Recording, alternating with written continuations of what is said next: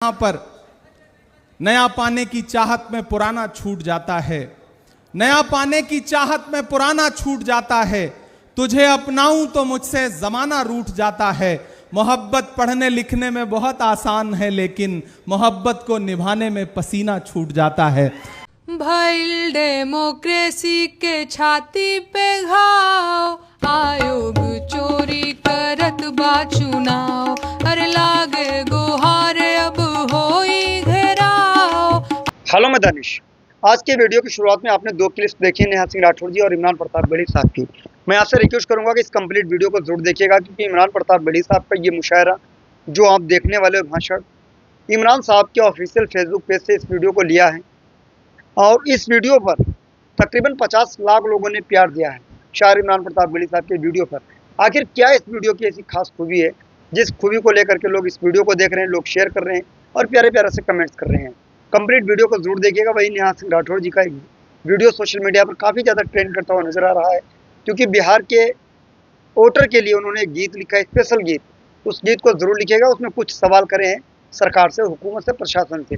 आइए complete video को देखने के बाद मेरे डीएल गोल्ड न्यूज़ चैनल को सब्सक्राइब करें, कमेंट्स करके जरूर बताएं नेहा सिंह राठौर जी और इमरान प्रताप बेड़ी साहब दोनों में इसके गीत आपको पसंद आए, ये जरूर बताइएगा। आइए पहला वीडियो देख लेते हैं। धरती लातूर, और मेरी आंखों के सामने हजारों की तादाद में बैठे हुए लातूर शहर के जिंदा दिल साथी बिल्कुल। मेरा ख्याल है पिछले 5 घंटे से आप लगातार भाषण सुन रहे हैं, तो मैं बहुत ज़्यादा आपके सब्र का इम्तहान नहीं लूँगा। 5 मिनट आपसे थोड़ी देर बातचीत करूँगा। तकरीबन 1500 किलोमीटर से चल करके आपके बीच में आया हूँ। पहली बार आपके दयारे मोहब्बत में हाजिर हुआ हूँ। भाई अमित देशमुख जी और भाई धीरज देशमुख साहब के बुलावे पर आपके बीच आया हूँ। मुझे पता है आप थक गए होंगे, क्योंकि पिछले 5 घंटे से आप लगातार पूरे जोश के साथ भाषण सुन रहे हैं, ताली बजा रहे हैं, मौजूद हैं यहाँ पर जी। नया पाने की चाहत में पुराना छूट जाता है, नया पाने की चाहत में पुराना छूट जाता है। तुझे अपनाऊं तो मुझसे जमाना रूठ जाता है। मोहब्बत पढ़ने लिखने में बहुत आसान है, लेकिन मोहब्बत को निभाने में पसीना छूट जाता है। आप अमित भाई की मोहब्बत में यहाँ पिछले कई घंटे से मौजूद हैं। मैं आपकी मोहब्बत को समझ सकता हूँ। बस 5 मिनट आपसे गुफ्तगू करूँगा। यहाँ पर मौजूद दिलीप राव देशमुख साहब, श्रीमती वैशाली ताई विलासराव देशमुख जी, खासदार शिवाजी कालगे साहब, उल्लास दादा पवार साहब, कुणाल चौधरी जी, और अभी अभी भारतीय जनता पार्टी छोड़ करके कांग्रेस पार्टी में शामिल हुए सुधाकर श्रृंगारे जी। मैं चाहता हूं एक बार जोरदार ताली उनके लिए बजाएं। वो भाषण दे रहे थे, मराठी में बोल रहे थे, मुझे समझ कम आ रहा था, लेकिन वो जो खुलासा कर रहे थे उससे मुझे ये समझ आया कि अमित देशमुख साहब ने जो नीति राजनीति चली, उसने भाजपा को चारों खाने चित कर दिया। और लातूर में खड़ा होकर के एक बहुत बड़ी बात कहता हूं लातूर वालों, अगर भाजपा को यह अहंकार है कि उसके पास अमित शाह हैं, तो कांग्रेस को यह अहंकार है कि उसके पास अमित देशमुख हैं। 2 अमित हैं, एक अमित शाह है, लेकिन हमारे पास जो चाणक्य है, उस चाणक्य की राजनीति ने, उस चाणक्य की कूटनीति ने लोकसभा चुनाव में पूरे मराठवाड़ा में जो परिणाम दिया है, उसके लिए मैं पूरे कांग्रेस पार्टी की तरफ से अमित देशमुख साहब को और धीरज देशमुख साहब को बधाई देता हूं, उनका धन्यवाद अदा करता हूं। लातूर वालों, पहली बार आपसे किसी राजनीतिक मंच पे बातचीत करने के लिए खड़ा हूं, लेकिन उससे पहले मैं देशमुख परिवार का शुक्रिया अदा करना चाहता हूं। मैं राज्यसभा में महाराष्ट्र का प्रतिनिधित्व करता हूं। यह मेरा सौभाग्य है कि कांग्रेस पार्टी ने मुझे पार्लियामेंट में उच्च सदन में भेजने का निर्णय लिया, तो मुझे महाराष्ट्र का प्रतिनिधित्व करने का सौभाग्य प्राप्त हुआ। तो मैं आज यहाँ यह धन्यवाद अदा करने आया हूँ अमित भाई का और धीरज भाई का, कि अगर मैं देश की सबसे बड़ी पंचायत में राज्यसभा में बैठता हूँ, तो लातूर के इन 2 मतों की वजह से बैठता हूँ। आपने मुझे चुन करके देश की पार्लियामेंट में पहुंचाया और वहां पर मैं आपकी आवाज बन के बोलने की कोशिश करता हूं। लातूर वालों, मैं तुम्हें अपने उसूलों की कसम देता हूं, मैं तुम्हें अपने उसूलों की कसम देता हूं। मुझको मजहब के तराजू में न तौला जाए, मैंने इंसान ही रहने की कसम खाई है। मुझको हिंदू या मुसलमान न समझा जाए। यह धरती विलासराव देशमुख साहब की धरती है। स्वर्गीय विलासराव देशमुख साहब, चांद तारे बुझ गए, सूरज सवाली हो गया, एक तेरे जाने से सारा शहर खाली हो गया।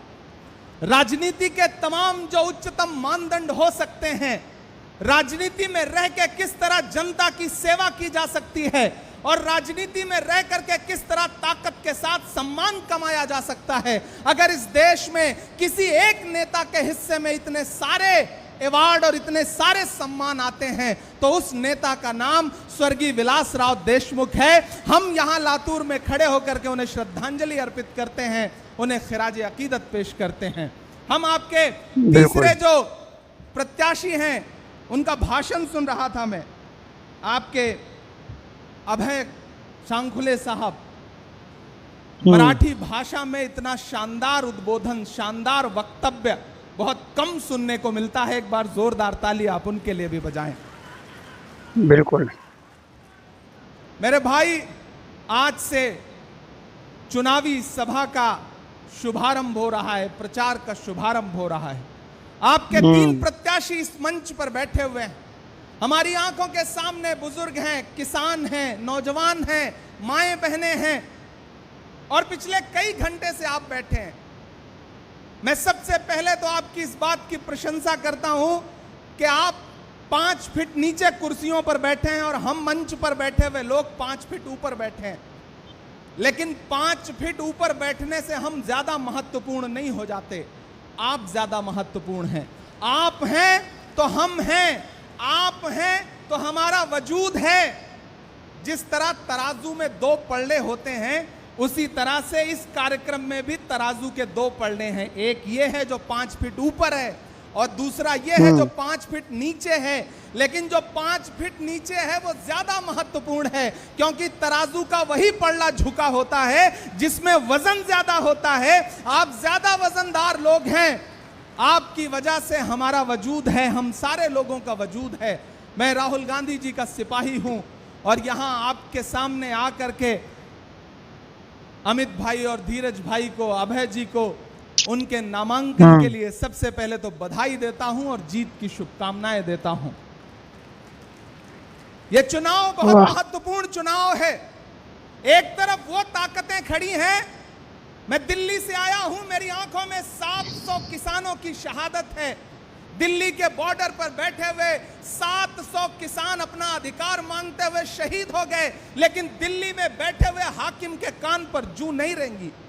कीमत तो बहुत बढ़ गई शहरों में धान की, लेकिन विदा न हो सकी बेटी किसान की। मौका मिला तो लोगों ने कुर्सी के वास्ते तस्वीर ही बिगाड़ दी हिंदुस्तान की। वाह भाई वाह।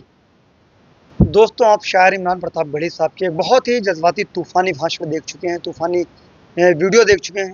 मुझे उम्मीद है ये वीडियो आपको पसंद आया होगा। आइए सीधे सीधे आपको लेकर चलते हैं नेहा सिंह राठौर जी की तरफ। उनका भी गीत है जो देश की सोशल मीडिया पर काफ़ी ज़्यादा वायरल है और देश की हुकूमत से और बिहार के लोगों से क्या कुछ कहना चाह रही हैं, एक वीडियो के माध्यम से देखने की कोशिश करते हैं। वीडियो पसंद आए तो लाइक करें। आइए नेहा सिंह को सुनते हैं।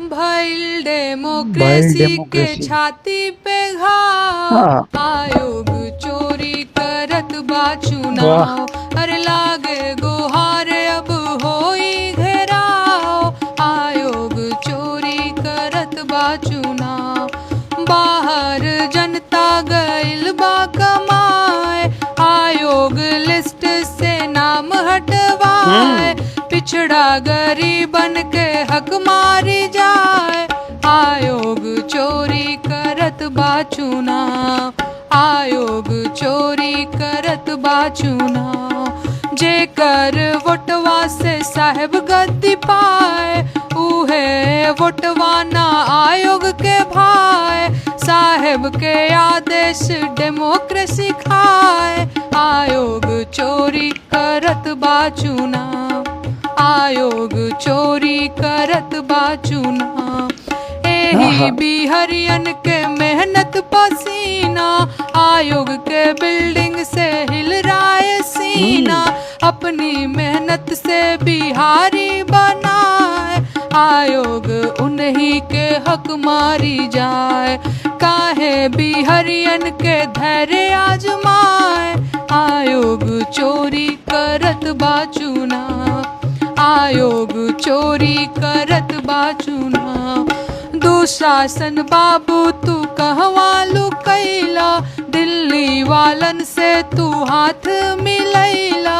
अपने बिहरियन के अंगुरी कटाए, मीर जाफर भइल तोहके जनता हराए।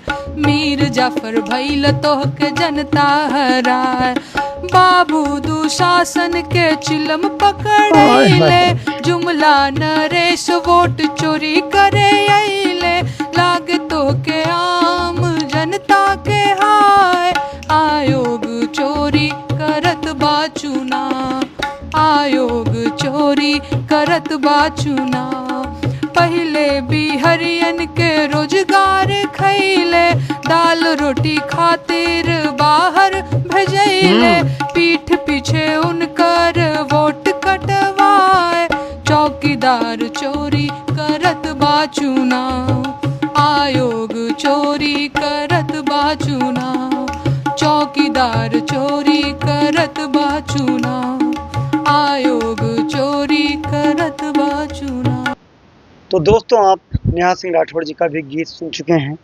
उम्मीद है ये आपको ये गीत बहुत ही ज़्यादा पसंद आया होगा। लेकिन शायर इमरान प्रताप बड़ी साहब की भी वीडियो आपको बहुत ही ज़्यादा पसंद आई होगी, क्योंकि इमरान प्रताप बड़ी साहब, नेहा सिंह राठौड़ जी अपने कलम के बजूद पर सरकार की कुर्सी को हिलाने की ताकत रखते हैं। फ़ैन फॉलोइंग काफ़ी ज़्यादा है इन दोनों की। अपने अपने मंचों को लेकर के काफ़ी सक्रिय रहते हैं। अपने कलम के साथ कभी गद्दारी नहीं करते हैं। हमेशा वो हुकूमत के लिए, जो भी देश में घटनाएं घट रही होती हैं, उनके ऊपर गीत, उनके ऊपर गज़लें, उनके ऊपर नज़में लिखने की कोशिश करते हैं। और एक ऐसा प्लेटफॉर्म जहाँ पर हज़ारों, दसों हज़ार, बीसों हज़ार, एक लाख आवाम आती है उन्हें सुनने के लिए, तो क्यों ना वो लोग वहाँ पर मुद्दे की बात करें, क्यों किसी की लहराती हुई जुल्फ़ों को लेकर के वो बात करें, क्यों शेर कहें लोगों की लहराती हुई जुल्फ़ों पर। जब देश में इतनी पीड़ित माएँ रो रही हों, चीख रही हों, ऐसे मौके पर किसी महबूबा की जुल्फ़ों पर अशार तो नहीं कहे जा सकते हैं। नेहा सिंह राठौड़ जी और इमरान प्रताप गढ़ी साहब लगभग सुर्खियों में रहते हैं अपनी शायरी, अपनी गज़ल, अपनी नज़मों को लेकर के। अभी हाल ही में नेहा सिंह राठौड़ जी के ऊपर पहलगाम में जो आतंकी हमला हुआ था, उसके बाद में